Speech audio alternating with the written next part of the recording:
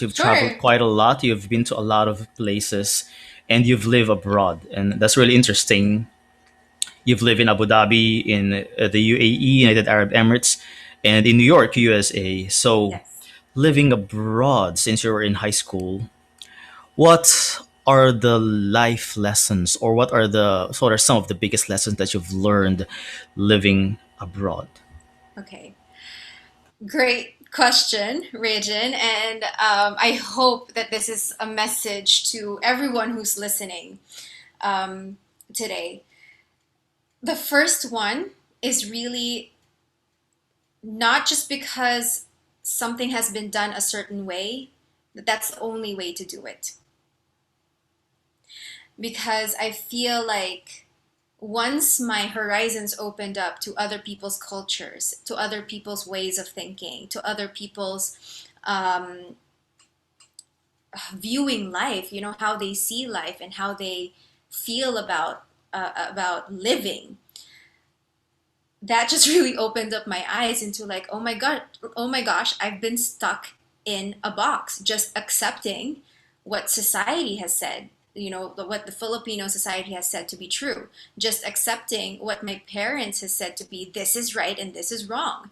But actually there's so many, there's infinite ways of doing things, of going about life. And one of the things that really stood out to me, Regin, was you know how you said before, in our culture, it's not really encouraged for children to speak up. It's not really encouraged for children to have their own opinions. Um, whatever you're fed in our school system is what it is, and you just accept it, you memorize it so that you pass the test. What I found out, like living in different countries and then traveling in different parts of the world, is, that's not how they do that. In other parts of the world, they actually introduce their child like they are another human being, and they, shake their hand, and they take time to see how they're doing, and they're not just children in the background. They're actual human beings, part of the conversation. They encourage their children to put in an opinion when there's a conversation happening. They encourage their children to say, oh, so what are you thinking about this, right? Or what do you feel about this? Um, and that really, like, I was like, oh my goodness, that is such such a different way of living. Because when we were growing up, the children were always separated from the parents, and we didn't have real actual conversations. So that's what it is, holding on to the old way of doing things, holding on to the socially accepted way of doing things is not always the only way to do it. Because once you start traveling, you'll start to see there's another way of living. And, it's up to you whether or not you embrace this one where it's like more free.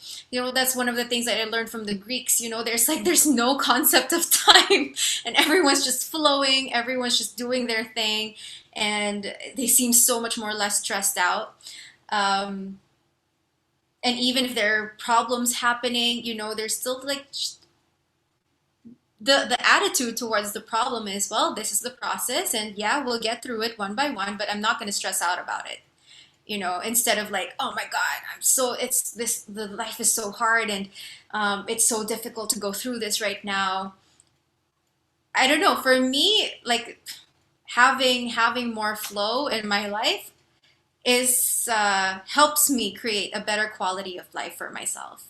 And then the second thing that I learned is the sense of belongingness. So I think I mentioned this to you, right? Like, I was actually traveling around the world to see where I would retire, to see where I would settle down, to find a place that actually matched who I am, and to find a place where I would belong, or feel like, this is my home. And what I found out is that sense of belongingness, that sense of acceptance, it's not out there. It's really within ourselves. So those are the two biggest life lessons that I've learned from my travels. That's why I think it's really very important to live abroad. at least once in your life or at a certain point of your life.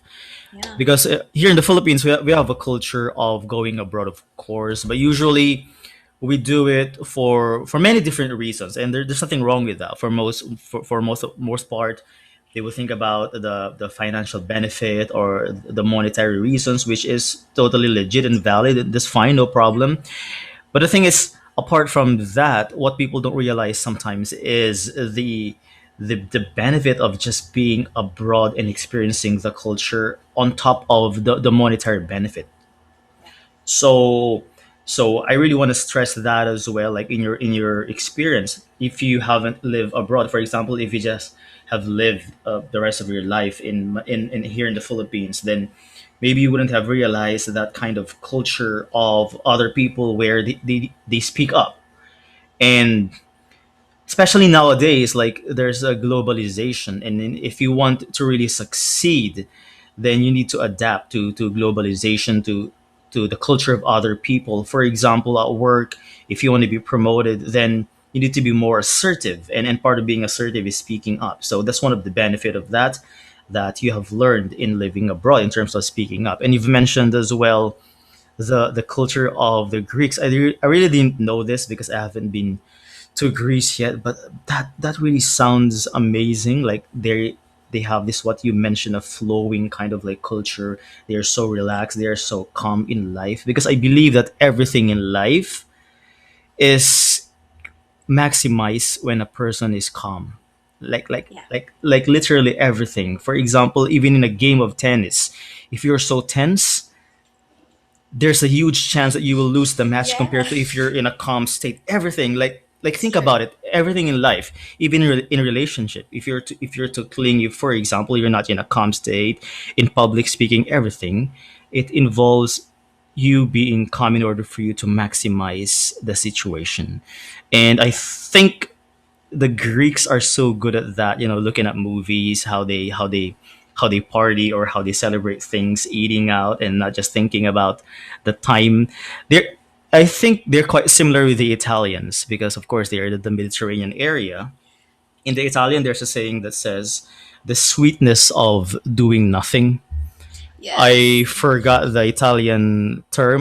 The sweetness of doing nothing in English, and I've read that in the book Eat, Pray, Love. And Hmm. because this American went to Italy, and the Italians told her that you Americans don't know how to relax. Here in Italy, we eat, we know how to relax. We have a saying, the sweetness of doing nothing. So those are some of Yeah. the lessons that you've learned are really important, that we can apply in our life as well. And you've learned this because of your exposure living abroad or Yes. traveling abroad. So that's how important it is.